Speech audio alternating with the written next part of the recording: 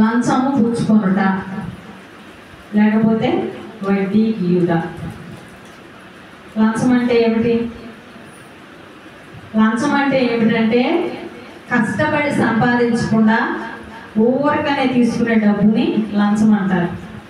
కష్టపడి పని చేయకుండా ఊరకు వస్తుంది ఒక మాట, ఒక అబద్ధం చెబితే నీకు డబ్బులు ఇస్తాను, లేకపోతే నేను చెప్పిన మాట విను, నా పక్షాన్ని నువ్వు నిలబడు, నేను చెప్పింది చేస్తే నీకు డబ్బులు ఇస్తానని ఎవరు చెప్పినా సరే ఆ మాటకు లొంగిపోయి కష్టపడి పని చేయకుండా నువ్వు సంపాదించే సంపాదనని లంచము అంటారు. అది నువ్వు ఏ రకంగా సంపాదిస్తావో తెలియదు, కానీ దేవుని వాక్యం ఈ విషయాన్ని బట్టి ఏం మాట్లాడుతుందో మనం ఈరోజు స్పష్టంగా తెలుసుకున్న ఈ విషయం గురించి ఒకసారి చూద్దాం. ద్వితీయోపదేశ కాండము 10వ అధ్యాయము 17వ వచనం. ద్వితీయోపదేశ కాండము 10వ అధ్యాయము 17వ వచనము. ఎలాగనగా నీ దేవుడైన యెహోవా పరమదేవుడును పరమ ప్రభువునై ఉన్నాడు. ఆయనే మహాదేవుడు, పరాక్రమవంతుడు, భయంకరుడైన దేవుడు. ఆయన నరుల ముఖమును లక్ష్య పెట్టని వాడు, లంచము పుచ్చుకొనని వాడు. ఎవరైనా మన దేవుడు యెహోవా దేవుడు మన కొన్ని లక్షణాలు చెప్తూ ఆయన ఎటువంటి వాడంట? పరమదేవుడు, పరమ ప్రభువు, మహాదేవుడు, పరాక్రమవంతుడు, భయంకరుడైన దేవుడు. ఆయన నరుల ముఖమును లక్ష్య పెట్టని వాడు, లంచము పుచ్చుకొనని వాడు. మన దేవుడు ఎలాగైతే మనకు బోధించాడో, ఆయన ఎలాగైతే ఇలా ఉండాలి అనుకుని కట్టడలు పెట్టాడో వాటన్నిటిని మనం అనుసరించవలసిన వారము. స్త్రీలకు అవసరమా లంచం పుచ్చుకోవటం? మేమేమన్నా చేస్తామా, మేమేమన్నా వడ్డీకి ఇస్తామా అంటే ఖచ్చితంగా ఇస్తారు. మీకు డబ్బులు ఎవరన్నా ఇవ్వాల్సిన వాళ్ళు ఉంటే మీరు పోయి అడగరా? ప్రతి స్త్రీకి ఈ మాటలు తెలియాల్సిందే. ఎందుకంటే కుటుంబంలో స్త్రీ లేకుండా ఏ పని జరగదు. ఈ విషయాన్ని మీరు గమనించాలి. స్త్రీల కూడికలో స్త్రీ మౌనంగా ఉండాలి, స్త్రీ ఎలా ఉండాలి అవే చెప్తారని అనుకోమాకండి. స్త్రీకి అన్ని విషయాలు తెలియాలి. లంచం పుచ్చుకొనటం దేవుని దృష్టిలో ఎటువంటి కార్యము? అది దేవునికి ఇష్టమైన కార్యమా, ఆయన అసహించుకునే కార్యమా? ఇక్కడ దేవుడి గురించి చెప్తూ ఈ దేవుడు ఎటువంటి వాడంటే మహాదేవుడు, పరమ ప్రభువు, పరమదేవుడు. ఆయన నరుల ముఖమును లక్ష్య పెట్టని వాడు, లంచము పుచ్చుకొనని వాడు. ఈ దేవుడు ఎటువంటి వాడో ముందు నీకు తెలిసినట్లయితే నువ్వు ఎలాగుండాలో అర్థమైంది. ఇక్కడ దేవుడికి ఉన్న లక్షణాలు ఒకటి లంచం పుచ్చుకోడు. రెండో మాట చూద్దాం. 2వ దినవృత్తాంతములు పత్రిక, 2వ దినవృత్తాంతములు 19వ అధ్యాయము 7వ వచనం. యెహోవా 2వ దినవృత్తాంతములు 19వ అధ్యాయము 7వ వచనము. యెహోవా భయము మీ మీద ఉండునుగాక, హెచ్చరికగా నుండి తీర్పు తీర్చుడి. మన దేవుడైన యెహోవా యందు దౌష్ట్యము లేదు, ఆయన పక్షపాతి కాడు, లంచము పుచ్చుకొనివాడు కాడు. అక్కడ కూడా లంచం పుచ్చుకొనని వాడని దేవుడి గురించి రాయబడింది. ఇక్కడ కూడా మన దేవుడైన యెహోవా లంచము పుచ్చుకొనని వాడు. ఏదైనా సరే దేవుడు మనకిప్పుడు ఎన్ని ఉచితంగా ఇచ్చాడు? నువ్వు రోడ్డు మీద నడుస్తున్నావు, ఆ రోడ్డు నువ్వు కొన్నావా? నువ్వు ఉండే స్థలాన్ని, నీ ఇంటిని నువ్వు కొనగలవు, కానీ నువ్వు నడిచే రోడ్డును కానీ, నువ్వు పీల్చే గాలిని కానీ, ఏదైనా సరే భూమి మీద ప్రకృతిలో ఉన్నదాన్ని నువ్వు దేన్ని కొనలేదు. అన్నీ ఉచితంగానే నీ దేవుడు నీకు ఇచ్చినవి. కానీ ఈ మనిషి ఏం చేస్తున్నాడంటే ఏమీ లేనప్పుడేమో దేవుని ఎడల దీనత్వం కలిగి ఉండి, దేవా నాకు మంచిగా తినడానికి ఉండటానికి ఇస్తే చాలు అనుకున్న ఈ మనిషి ఒకగానొక పరిస్థితి వచ్చినప్పుడు, ధనవంతుడైనప్పుడు, అంటే తన అవసరాలకు మించి తన దగ్గర డబ్బులు ఉన్నప్పుడు ఏం చేస్తున్నాడంటే ఈ డబ్బులు ఏం చేస్తున్నాడు? ఈనాడు మనోళ్ళందరూ ఏం చేస్తున్నారు ఒకసారి చూడాలి, చెప్పాలి. నాకు మీ దగ్గర మీ అవసరానికి మించి డబ్బులు ఉన్నప్పుడు మీరేం చేస్తున్నారు? వడ్డీకి ఇస్తున్నారు. వడ్డీకి ఇవ్వచ్చా ఇవ్వకూడదు అనేది ఈరోజు మీరు తెలుసుకోవాలి. వడ్డీకి ఇస్తున్నారు. ప్రపంచంతో మనకొద్దు. మనం దేవుని ఎదుట ఎలా ఉన్నాం, దేవుడికి అది ఇష్టమా కాదా అది తెలుసుకున్నాం. మనం వడ్డీ మీదే మేము బ్రతకాలి, వడ్డీ తీసుకోకుండా మేము బ్రతకలేము అనేది మీరు తీసుకుంటారా వద్దనేది నేను చెప్పను. దేవుని వాక్యం వడ్డీ గురించి ఏం చెప్తుంది? అప్పు ఇస్తున్నారు, మీరు ఒక వ్యక్తికి అప్పు ఇస్తున్నారు, వడ్డీకి ఇస్తున్నారా మామూలుగా ఇస్తున్నారా? అసలు బైబుల్ ఎలా ఇవ్వమని చెప్పింది, ఎలా తీసుకోమని చెప్పింది, ఇది తెలుసుకోండి చాలు. తర్వాత ఇయ్యాలా వద్దా, ఎంత తీసుకోవాలి ఏదనేది మీ ఇష్టం. కాబట్టి ఇక్కడ మన దేవుడు ఉండే లక్షణాల్లో ఒకటి చెప్తున్నాడు. ఏమనంటే ఆయన లంచము పుచ్చుకొనని వాడు. మనము కూడా ఆయన పోలి నడుచుకునే వారంగా ఉండాలి. కాబట్టి లంచం పుచ్చుకొనకూడదు. ఒకసారి వచనం చూద్దాం. నిర్గమకాండము 22వ అధ్యాయము 25వ వచనం చదవండి ఒకసారి. నిర్గమకాండము 22వ అధ్యాయము 25వ వచనం. నా ప్రజలలో మీ వద్దనున్న ఒక బీదవానికి నీ సొమ్ము అప్పిచ్చిన ఎడల వడ్డీకిచ్చు వాని వలె వాని ఎడల జరిగింపకూడదు, వానికి వడ్డీ కట్టకూడదు. నిర్గమకాండము 22వ అధ్యాయము 25వ వచనంలో చెప్తున్నాడు. ఏమనంటే నా ప్రజలలో నీ వద్ద నుండి ఒక బీదవానికి నీ సొమ్ము అప్పిచ్చిన ఎడల వడ్డీకిచ్చు వాని ఎడల జరిగింపకూడదు, వానికి వడ్డీ కట్టకూడదు. వడ్డీకి నీ సొమ్ము ఇయ్యకూడదు అని బైబిల్ చెప్తుంది. నీ దగ్గర సొమ్ము ఉన్నప్పుడు, నువ్వు ఒక వ్యక్తికి సహాయపడాలనే ఆలోచన ఉన్నప్పుడు చేయబోదులు అంటారు కదా, ఇప్పుడు డబ్బు ఇచ్చి తర్వాత నీ అవసరం అప్పుడు తీసుకోవడం. అప్పుడు దాకా మనం ఏం చేస్తామంటే వాళ్ళకి ఎంతకైతే అప్పుకి ఇచ్చామో వడ్డీకి ఇచ్చామో అన్ని లెక్కలు చూసి వాడి పరిస్థితి కట్టే పరిస్థితి వచ్చేసరికి వాడి పరిస్థితి ఏమైపోయిందంటే వాడు తీసుకున్న అసలు కంటే వాడి వడ్డీ ఎక్కువైపోయింది. ఎంత మనకి ఆలోచించడానికి ఎంత బాధగా ఉంది ఆ పరిస్థితి. దేవుని వాక్యం ముందుగానే సెలవిచ్చింది మనకి ఈ విషయాల్లో జాగ్రత్తగా ఉండమని. ఒక వ్యక్తికి నువ్వు వడ్డీకి డబ్బులు ఇచ్చినప్పుడు ఆ వ్యక్తి మొర పెట్టిన మొర దేవుడు ఆలకిస్తాడంట. ఆ మాట ఒకసారి చూద్దాం మనం. యెహెజ్కేలు గ్రంథము 22వ అధ్యాయము 12వ వచనం. కొద్ది నిమిషాలే చెప్పుకున్నాం, జాగ్రత్తగా వినండి. మీరు ఏం విన్నారనేది ముఖ్యం కాదు, ఏం నేర్చుకున్నారు ఇక్కడ నుంచి వెళ్ళేసరికి. నిద్ర వచ్చినా దయచేసి కంట్రోల్ చేసుకోండి. ఒక అరగంట మాత్రమే చెప్తాను. యెహెజ్కేలు గ్రంథము 22వ అధ్యాయము 12వ వచనము. నన్ను మరచిపోయి నరహత్యకై లంచము పుచ్చుకొని వారు మీలో ఉన్నారు. అప్పిచ్చి యెహెజ్కేలు గ్రంథము 22వ అధ్యాయము, అందరూ తీయండి ఒకసారి.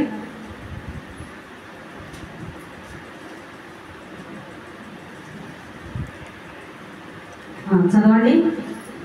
నన్ను మరచిపోయి నరహత్యకై లంచము పుచ్చుకొని వారు మీలో ఉన్నారు. అప్పిచ్చి వడ్డీ పుచ్చుకొని నీ పొరుగు వారిని బాధించుచు నీవు బలవంతముగా వారిని దోచుకొనుచున్నావు. ఇదే ప్రభువైన యెహోవా వాక్కు. నీవు పుచ్చుకొనిన అన్యాయ లాభమును నీవు చేసిన నరహత్యలను నేను చూచి నా చేతులను చదుచుకొనుచున్నాను. నేను నీకు శిక్ష విధింపబో కాలమున ఓర్చుకొనుటకు చాలినంత ధైర్యము నీ హృదయానికి కలదా? సహించినంత బలము నీ పొందున. దేవుని వాక్యం ఇక్కడ ఏం సెలవిస్తుందంటే మీలోనంట నరహత్య చేయడానికి లంచం పుచ్చుకునేవాడు. అంటే ఒక వ్యక్తిని చంపేస్తే నేను డబ్బులు ఇస్తాను నీకు అన్నప్పుడు లంచం ఆ డబ్బు తీసుకొని మనిషిని చంపేవాళ్ళు ఉన్నారు. వాళ్ళు ఒకటి. రెండో వాళ్ళు ఎవరంటే ధనం ఇచ్చి అప్పిచ్చి వడ్డీ తీసుకునే వాళ్ళంట. వీళ్ళ గురించి మాట్లాడుతున్నాడు. ఏమనంటే అప్పిచ్చి వడ్డీ పుచ్చుకొని నీ పొరుగు వారిని బాధించుచు నీవు బలవంతముగా వారికి దోచుకొనిచున్నావు. ఏం చేస్తున్నాడంట? అప్పిచ్చి వాడికి వడ్డీ కట్టి బలవంతముగా వాడి దగ్గర దోచుకుంటున్నాడంట. వాడిని బాధ పెట్టి బాధించు నువ్వు బలవంతముగా వాడిని దోచుకొనుచున్నావు. ఇదే ప్రభువైన యెహోవా వాక్కు. నీవు పుచ్చుకుని అన్యాయ లాభమును నీవు చేసిన నరహత్యలను నేను చూచి నా చేతులను చంచుకొనుచున్నాను. నేను నీకు శిక్ష విధింపబోవు కాలమున ఓర్చుకున్నటకు చాలినంత ధైర్యం నీకుందా? నీవు వడ్డీ పుచ్చుకోవటం నేను చూశాను, నువ్వు అన్యాయంగా వాళ్ళ దగ్గర లాక్కోవటం నేను చూశాను. నీకు ఇప్పుడు శిక్ష వేయాలనుకుంటున్నాను. నేను వేసే శిక్షను తట్టుకునే శక్తి నీకుందా? చాలినంత ధైర్యం నీకుందా అని యెహోవా వాక్కు, ఆయన మాట మనతో మాట్లాడుతుంది. ఇప్పుడు ఏం చేస్తున్నారంటే బలవంతముగా వడ్డీ కట్టి నీ అవసరానికి నేను ఇచ్చాను కాబట్టి నాకు ఇప్పుడు వడ్డీతో సహా నువ్వు తీసి ఇయ్యాల్సిందే, ఖచ్చితంగా ఇయ్యాల్సిందే అని ఈ మాటల చేత వాళ్ళని బాధించినప్పుడంట వాళ్ళు పెట్టే మొర ఎవరికి వినపడుతుంది? దేవునికి వినపడతా. ఆయన అంటున్నాడు, నేను నీ మీదకి ఇప్పుడు శిక్షణ పంపిస్తున్నా, నీకు నేను శిక్ష పంపించినప్పుడు తట్టుకునే శక్తి ఉందా? నీ దగ్గర అంత ధైర్యం ఉందా? కాబట్టి దేవుని దృష్టిలో వడ్డీ పుచ్చుకొనట, లంచం తీసుకొనట అనేది ఇష్టం లేని క్రియ, దేవునికి నచ్చని క్రియ. కాబట్టి దయచేసి మీరు కూడా ఇటువంటి పరిస్థితిలో ఉన్నట్లయితే దేవుడు మిమ్మల్ని ఎన్నిసార్లు మీరు పాపాల విషయంలో కానీ దోషాల విషయంలో కానీ మమ్మల్ని క్షమించయ్యా, మమ్మల్ని రక్షించయ్యా అన్నప్పుడు ఎన్నిసార్లు మిమ్మల్ని దేవుడు క్షమించాడు? ఎన్నోసార్లు క్షమించాడు. ఎందుకంటే మనం పుట్టిందే పాపంలో, మన బ్రతుకంతా పాపంలోనే ఉంది. ఇన్నిసార్లు మనల్ని క్షమించిన దేవుడిని పోయిన మనం మన సహోదరుల ఎడల ఎటువంటి ప్రేమను కనపరుస్తున్నాం? కఠినంగా మాట్లాడేవారు వడ్డీ విషయంలో ధనం ఏం చేస్తుందంటే ఒక మనిషిని ఎంత కఠినము మాటలైనా సరే వారి ద్వారా మాట్లాడింపజేసింది. ప్రసంగి గ్రంథము 7వ అధ్యాయం 7వ వచనం. ప్రసంగి గ్రంథం 7వ అధ్యాయం 7వ వచనం. అన్యాయం చేయటం వలన జ్ఞానులు తమ బుద్ధిని కోల్పోవుదురు, లంచం పుచ్చుకొనుట చేత మనస్సు చెడును. అన్యాయముగా తీసుకొనటం వలన అంట జ్ఞానులు తన బుద్ధిని కోల్పోతారంట. అంటే మంచిగా ఉండే తమ తత్వాన్ని కోల్పోతారు. ఎప్పుడు కోల్పోతారంటే డబ్బు. ఎప్పుడైతే నీకు డబ్బు రాలేదు, వడ్డీ రాలేదు, అసలే రాలేదు అని ఎప్పుడైతే నీకు తెలిసిందో నువ్వేమైపోతావు? నీ మనస్సు చెడిపోయింది. ఇక్కడ ప్రసంగి గ్రంథంలో 7వ అధ్యాయం 7వ వచనంలో మాట్లాడుతున్నాడు, అన్యాయంగా తీసుకోవడం ద్వారా వాళ్ళ బుద్ధి, జ్ఞానుల బుద్ధి చెడిపోయింది. లంచం పుచ్చుకోవడం ద్వారా మనస్సు చెడిపోయింది. ₹1 రూపాయి కూడే ముందు ఇంకా ఏమనిపించింది నీకు? ఇంకొక లక్ష ఇచ్చి ఇంకా సంపాదించాలి, ఇంకొక లక్ష ఇచ్చి ఇంకా సంపాదించాలి. దీనికి మితం ఉందా? చెప్పాలి. ఎంత తీసుకుంటే మనిషికి కరువు తీరిద్ది? ఎంత సంపాదిస్తే మన బాధలు పోతాయి? ఎంత సంపాదించాలి? ఈ ఒక మనిషికి ఈ డబ్బులు ఇస్తే చాలు, ఇంకా తృప్తి పొందుతాడు, ఇంకా ఎప్పుడు డబ్బులు అడగడు అనే మనిషి, ఎంత తీసుకుంటే కోరికలన్నీ తీరిపోతాయి, ఇంకా అవసరానికి అడగడు అనే మనిషి ఎవరైనా ఉన్నారా? ఎంత ఇస్తే చాలు ఈ మనిషికి అనే కొలత ఏదైనా ఉందా? ఒక మనిషికి తృప్తి ఉందా? ఇంత డబ్బు సంపాదిస్తే చాలు అనే తృప్తి కొంత పరిమితికే ధనానికి ఉందా? ఒక మనిషికి లేదు. ఎందుకంటే ఎంత సంపాదించే కొద్ది ఇంకా రావాలనే ఆశే కానీ ఇక నా జీవితానికి చాలనే ఆసక్తే, ఆ చాలనే మాటే ఆ మనిషికి రాదు. ఎందుకంటే తన ధనం అలాగ చేసింది, తన మంచి బుద్ధిని చెడగొట్టిందంట ధనం. నీకు నీ సహోదరుడికి ఎప్పుడు గొడవ వచ్చిందంటే లోక సామెత ఏమంటారు? పిల్లనిచ్చి బాగా డబ్బిచ్చి బాగా. ఒక డబ్బు దగ్గరే నీకు నీ సహోదరుడికి విరోధం వచ్చింది ఎప్పుడైనా. అప్పటిదాకా మంచిగా మాట్లాడుకున్నా, అప్పుడు దాకా మంచిగా ఉన్నా కానీ నీ డబ్బు అతను తీసుకొని సమయానికి నీకు ఇవ్వలేదంటే ఎంత బాధ కలిగింది నీకు? ఫస్ట్ బాధ కలిగింది, తర్వాత కోపం వచ్చింది, తర్వాత క్రోధం వచ్చింది, చివరికి తగాదాలు, గొడవలు, విడిపోవటం, వాళ్ళు నువ్వు మొహం చూసుకునే పరిస్థితి కూడా ఉండదు. డబ్బు నిన్ను అంత పరిస్థితికి తీసుకెళ్ళింది. కాబట్టి లంచం ఆశించకుండా సహాయం చేయండి. ఎవరికైనా సరే దేవుడు మిమ్మల్ని మంచి స్థితిలో ఉంచితే దేవుడు మిమ్మల్ని మంచి స్థితిలో ఉంచితే దయచేసి దేవుడు మీకు ఇచ్చిన ఆ స్థితిని ఎవరికైనా సరే ఉపయోగపడేటట్లు బ్రతకండి. ఒకప్పుడు నీ దగ్గర డబ్బులు లేనప్పుడు నువ్వేమనుకుంటావు? మంచిగా ఎవరి దగ్గర చేయి చాచకుండా నాకు మంచి పరిస్థితి అయ్యా, నేను నీకు రుణపడి ఉంటాను, నీ దగ్గర మంచిగా బ్రతుకుతాను అనుకుంటావు. కానీ నీ దగ్గరికి డబ్బు వచ్చినప్పుడు నువ్వేం చేస్తావు?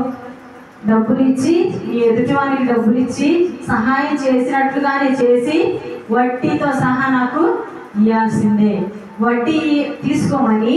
లేకపోతే నువ్వు ఎక్కడి నుంచి నేర్చుకున్నావు? అది పితరులు పెట్టింది.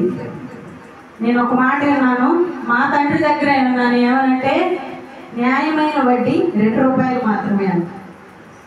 న్యాయమైన వడ్డీ అసలు ఎవరు దానికి న్యాయం? మళ్ళీ న్యాయానికి వడ్డీకి న్యాయం ఉందా? ఎవరు పెట్టారు ఇది న్యాయమైన వడ్డీ అంటే? పెద్దలు పెట్టారు, పితరులు పెట్టారు. బైబిల్ ప్రకారం న్యాయమైన వడ్డీయే లేదు, అసలు వడ్డీయే తీసుకోవద్దని బైబిల్ చెప్తుంటే ఇక న్యాయమైన వడ్డీ అక్కడ? నీకు న్యాయంగా అనిపిస్తే, నీకు మంచి చేయాలని ఉంటే, ఒక సహోదరుడికి సహాయపడాలని ఉంటే డబ్బులు ఇవ్వు, వాడి అవసరానికి డబ్బిచ్చి మరలా నీ దగ్గర ఉన్నప్పుడు ఇవ్వరా. లేకపోతే నీకు అవసరం ఆ డబ్బు అయితే, నాకు త్వరగా కావాలి, తొందరగా పని అయ్యేటట్టు చూడు, నీ అవసరానికి నువ్వు వాడుకో, నేను అడగగానే తిరిగి ఇవ్వు, ఎందుకంటే నాకు కూడా ఈ డబ్బుతో అవసరం ఉందని చెప్పి నీ సహోదరుడికి ఇవ్వాలే. కానీ నువ్వు కఠినంగా తయారయ్యి ఈ డబ్బులు బట్టి నువ్వేదో ధనవంతులాగా ఫీల్ అయిపోయి ఎదుటి వాడిని బాధ పెట్టే పరిస్థితి నువ్వు తెచ్చావంటే ఆ వ్యక్తి ప్రార్థన చేస్తే ఎవరు వింటున్నాడు? పైన యెహోవా దేవుడు వింటున్నాడు. ఆయన ఏమంటున్నాడంటే, నేను ఇప్పుడు ఆ వ్యక్తిని బట్టి నేను నీ మీదకి శిక్షణ తెప్పిస్తున్నాను, నేను పంపించే శిక్షణ తట్టుకునే శక్తి నీకుందా? ఆ ధైర్యం నీకుందా? నా ఎదుట నిలబడే ధైర్యం నీకుందా అని దేవుని వాక్యం మాట్లాడుతూ ఉంది ఈ రోజున. దయచేసి ఎవరైనా సరే, మీకు వినటానికి ఇది చాలా కష్టంగా ఉండొచ్చు, మీ కుటుంబాలు ఒప్పుకోరు, నాకు ఆ విషయం తెలుసు, అయినా కానీ బైబిల్ ఏం చెప్తుందో అదే మనం చేయాలి. కానీ మనకిష్టమైన భక్తి, మనకిష్టమైన మాటలు, మనకిష్టమైన వాక్యం దొరకాలంటే దొరకదు. ఎందుకంటే దేవుని వాక్యం ఏం సెలవిస్తుంది దాని ప్రకారం బ్రతకడానికే నువ్వు ఇక్కడికి వచ్చావు. నీ దగ్గరికి దేవుడు రాలా, దేవుడి దగ్గరికి నువ్వు వచ్చావు కాబట్టి ఆయన ఏం చెప్పాడో అది నువ్వు ఖచ్చితంగా చెయ్యాలి. కాబట్టి మీరు జ్ఞాపకం ఉంచుకోండి. కీర్తన గ్రంథం ఒకసారి చూద్దాం, కొన్ని మాటలు చూద్దాం. కీర్తన గ్రంథము 15వ అధ్యాయం 5వ వచనం. ఇక్కడ ఒక వ్యక్తి గురించి మాట్లాడుతున్నాడు. కీర్తన గ్రంథము 15వ అధ్యాయం 5వ వచనం. ఈ వ్యక్తి ఎవరంటే, ఎక్కడ ఉండేవాడైనా మొదటి నుంచి యెహోవా నీ గుడారంలో అతిథిగా ఉండదగిన వాడెవడు? నీ పరిశుద్ధ పర్వతము మీద నివసించదగిన వాడెవడు? యెహోవా గుడారంలో నివసించే వాడి గురించి చెప్తున్నాడు. ఇక్కడ ఎటువంటి వాడు యెహోవా దగ్గర నిలబడతాడో చెప్తున్నాడు. వాడి లక్షణాలు 5వ వచనం. తన ద్రవ్యమును వడ్డీకియడు, నిరపరాధిని చెరుపుటకై లంచము పుచ్చుకొనడు, ఈ ప్రకారము చేయవాడు ఎన్నడను కదల్చబడడు. యెహోవా గుడారంలో నువ్వు ఉండాలనుకుంటే, ఆయన పరిశుద్ధ పర్వతం మీద నువ్వు ఉండాలని ఆశ పెడితే నీకు కొన్ని లక్షణాలు కావాలి. ఏంటి అంటే, యెహోవా దగ్గర నివసించాలనుకునేవాడంట వడ్డీకి ఇయ్యడంట ద్రవ్యాన్ని, లంచం పుచ్చుకోనడు. ఏ విషయమైనా కావచ్చు, నువ్వు కష్టపడకుండా ఎవరి దగ్గర డబ్బు తీసుకున్నావు అంటే అది నీకు లంచము. కష్టపడి సంపాదించు, పని చేసుకో. నువ్వు నీ కుటుంబం అంతా కష్టపడి పనిచేసి వచ్చిందే నీ ధనం. లేకపోతే నీకు ఎవరైనా బహుమానంగా ఇవ్వచ్చు, బహుమానాలు తీసుకోవచ్చు. తల్లిదండ్రులు ఇస్తారు మనకి బహుమానాలు. మన తల్లి మన తండ్రి మనల్ని ప్రేమించి మనకి కొన్ని విలువైన ఇస్తారు, బహుమానాలు తీసుకోవచ్చు. కానీ బాధ పెట్టి ఎదుటి వారిని వేదనకు గురి చేసి నువ్వు చస్తే చావు, బ్రతికితే బ్రతుకు, నా డబ్బు మాత్రం నాకు తెచ్చి కట్టాల్సిందే. అసలు అడుగుతావంటే అసలు అడగవు. అసలుతో పాటు ఇంకా ఏం కావాలి? అసలు వడ్డీ కావాలి. వడ్డీ ఇస్తేనే మొత్తం, లేకపోతే ఇవ్వద్దు. దయచేసి అన్యాయంగా ఎవరి దగ్గర డబ్బులు తీసుకోవద్దని దేవుని వాక్యం సెలవిస్తూ ఉంది. బైబిల్ గ్రంథంలో ఇలాగే పన్ను వసూలు చేసి ఒక వ్యక్తి ఉన్నాడు. ఎవరైనా జక్కయ్య గారు.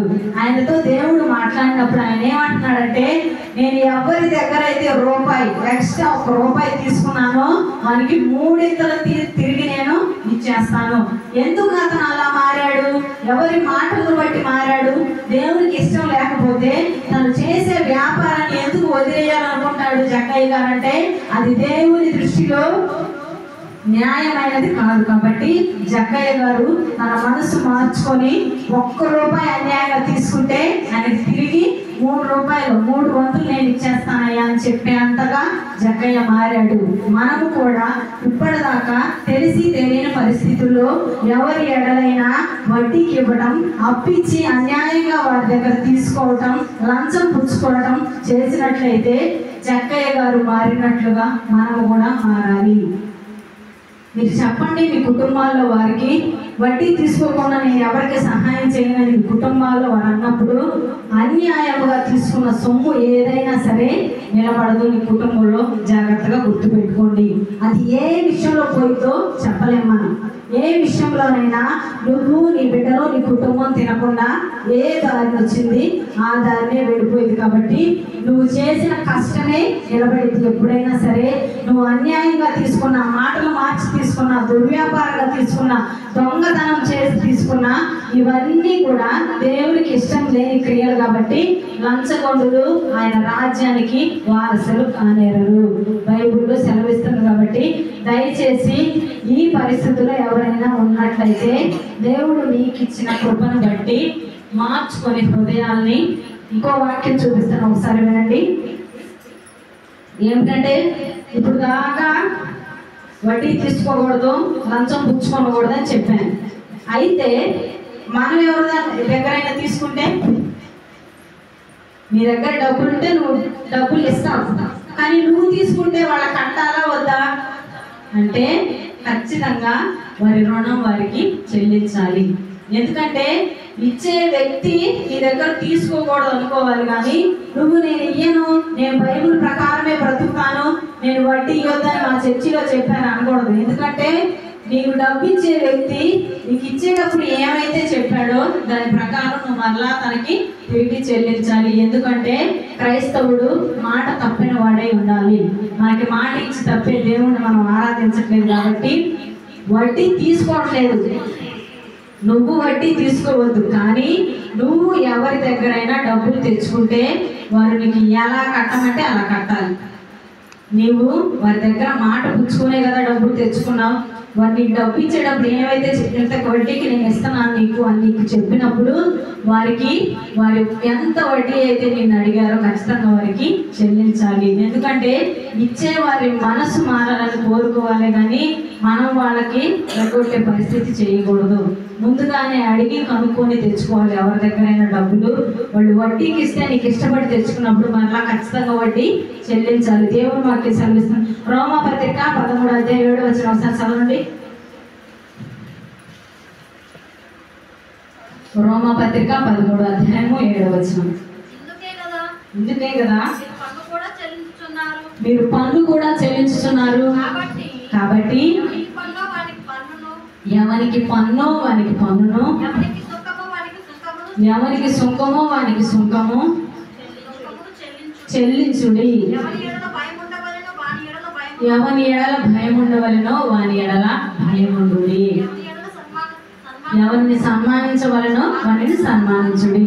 ఈరోజు టోటల్గా ఇప్పుడు వరకు చెప్పిన రిఫరెన్స్ అన్నిటిని ఆధారం చేసుకొని మీకు చెప్పేది ఏంటంటే, లంచాన్ని తీసుకోవద్దు, మీ డబ్బులు వడ్డీకి ఇవ్వద్దు. మనం ఇవ్వట్లేదు డబ్బులు, మరి మేము తెచ్చుకున్న దగ్గర కట్టాలా వద్దా అంటే ఖచ్చితంగా వడ్డీ నువ్వు కట్టాలి. నువ్వు తీసుకున్న వాడు నిన్ను వడ్డీ అడిగితే డబ్బు వాడిది, సొమ్ము వాడిది, వాడు అడిగినప్పుడు ఖచ్చితంగా మనం ఇవ్వాలి. తను ఏమైతే చెప్పించాడో నీకు డబ్బులు ఇచ్చేటప్పుడు, ఇంతకి ఇస్తున్నాను, నేను ₹2 ఇస్తున్నాను, ₹3 ఇస్తున్నాను అని ఇష్టపడితేనే కదా నువ్వు తీసుకున్నావు. తీసుకున్నప్పుడు ఖచ్చితంగా వడ్డీ వానికి చెల్లించాలి. ఒకవేళ వాడు మీ యందు కనికరపడి నాకు వడ్డీ అవసరం లేదమ్మా, అసలు ఇస్తే చాలా అన్నాడంటే అసలు అతనికి చెల్లించాలి. దీని ద్వారా మనస్పర్ధలు తెచ్చుకోవటం, వాదనలు ఆడుకోవటం ఇవన్నీ ఏమీ చేయొద్దు. ముందు మీకు అర్థం కావాలి ఏ పరిస్థితిలో ఈ మాటను ఉపయోగించబడాలి, ఏ పరిస్థితిలో ఉపయోగించబడకూడదని తెలియాలి. మీకు లంచం పుచ్చుకొనకూడదు, అప్పు ఇవ్వకూడదు అని అప్పు ఇవ్వచ్చు, వడ్డీకి ఇవ్వకూడదు. ఈ సహోదరుడికి నువ్వు సహాయం చేయాలనుకుంటే మంచి మనసుతో, దేవుడు మనకి ఎన్ని ఫ్రీగా ఇచ్చాడు. ఒకసారి నిద్రపోయేవాడు లేకండి, పేరు చెప్పేదా ఎవరెవరు నిద్రపోతున్నారు? 5 నిమిషాలు వెళ్ళిపోదాం. ఒకసారి 5 నిమిషాలు 2 మాటలు ఇవ్వండి ఖచ్చితంగా. వడ్డీ పుచ్చుకోకూడదు, వడ్డీ తీసుకోకూడదు. దేవుడు మనకి ఎన్ని ఫ్రీగా ఇచ్చాడు చెప్పాలి మీరు. దేవుడు మనకి ఎన్ని ఫ్రీగా ఇచ్చాడు. నువ్వు ఎలాగూ తల్లి గర్భం నుండి జన్మించావు, నీ ఆయుష్ ఎవరు పోశారు? నీకు నీరు, ఆహారం, సమృద్ధి, గాలి, ప్రతి నేల, సముద్రాలు ఇచ్చాడు నీకు నీరు కోసం, నీకు ఆయుష్ కోసం. ఆయన గాలిలో ఆక్సిజన్ పంపించాడు. ఇలా ప్రతిదీ. కొన్ని ఫలాలు ఉంటాయి, ఈ ఫలాలన్నీ మనిషి తయారు చేసినవా? కాదు. ఈ ఫలాలు జంతువులు నువ్వు తినడానికి ఆహారం, ఈ ఫలాలు చెట్టు నుంచి వచ్చే ఫలాలు అన్నీ తింటున్నావు. ఆహారం నీకు ఏది కావాలంటే దాన్ని తింటున్నావు. ఇవన్నీ దేవుడు నీకు ఫ్రీగా ఇస్తే నువ్వేం చేస్తున్నావు? నీ సహోదరుల దగ్గర నాకు వడ్డీ ఇవ్వాల్సిందే. ఎక్కడి నుంచి సంపాదించావు డబ్బు? నువ్వు దేవుడు ఆయుష్ ఇవ్వకుండానే సంపాదించావా? అంత గొప్పలు అయిపోయావు మనం దేవుని దగ్గర. దయచేసి మోసపోకుడి, దేవుడు వెక్కిరింపబడడు. ఎవడు ఏ క్రియ చేస్తాడో దానికి తగ్గ ప్రతిఫలాన్ని ఖచ్చితంగా అనుభవించే ఇక్కడ నుంచి వెళ్తాడు. కాబట్టి దయచేసి ఉన్న కొంచెం డబ్బును బట్టి విర్రవీగిపోయి, దేవుని మర్చిపోయి, దేవుని కట్టడాలను మర్చిపోయి, డబ్బును బట్టి మోసపోతూ, సహోదరులు వేధిస్తూ, దూషిస్తూ, వడ్డీ తీసుకుంటూ, బాప్తిసం తీసుకున్న తర్వాత కూడా నువ్వు వడ్డీ పుచ్చుకున్నావంటే నువ్వు దేవుని కార్యాలు చేసే బిడ్డవు కావు, దేవునికి వ్యతిరేకివి. మరి నేను వడ్డీకి తీసుకున్నాను, వాళ్ళకి కట్టొచ్చా అంటే కట్టాలి. ఎందుకంటే నువ్వు ఇష్టపడే తీసుకున్నావు కాబట్టి మనకి వడ్డీ నువ్వు కట్టాలి. కానీ నువ్వు ఇచ్చేటప్పుడు వడ్డీకి ఎవరికి డబ్బులు ఇవ్వద్దు. నువ్వు సహాయం చేయాలనుకుంటే మంచి మనసుతో సహాయం చేయి. ఎందుకంటే దేవుని ఎదుట ఎన్నో మనం ఫ్రీగా తీసుకున్నాం. ప్రతిసారి ప్రార్థన చేస్తున్నాం, పాపం చేస్తున్నాం, మళ్ళీ ప్రార్థన చేస్తున్నాం. ఎన్నిసార్లు దేవుడు నేను క్షమించాడో, కానీ నువ్వు సహోదరుని క్షమించే పరిస్థితిలో లేవు. నీ డబ్బును బట్టి నీ సహోదరుని కూడా మర్చిపోయి నీ మనసు చెడిపోయి లంచం తీసుకుంటే అని దేవుని వాక్యం సెలవిస్తుంది. దయచేసి ఈ మాటలను గుర్తుపెట్టుకోండి. గుర్తుపెట్టుకొని ఏం చేస్తారు? మళ్ళీ వచ్చే వారానికి మర్చిపోయి అంతేనా, అడగంలోనే మాకేం తెలియదు అన్నాడు చూస్తారా? వాక్యం విన్నప్పుడు దాని ప్రకారం బ్రతికితేనే అది ఫలించినట్లు. బ్రతకకపోతే ఎన్ని సబ్జెక్టులు ఉన్నా ఉపయోగం లేదు. దయచేసి మీరు ప్రార్థన చేయండి. ఇప్పటి వరకు దయచేసి ప్రార్థన చేద్దాం.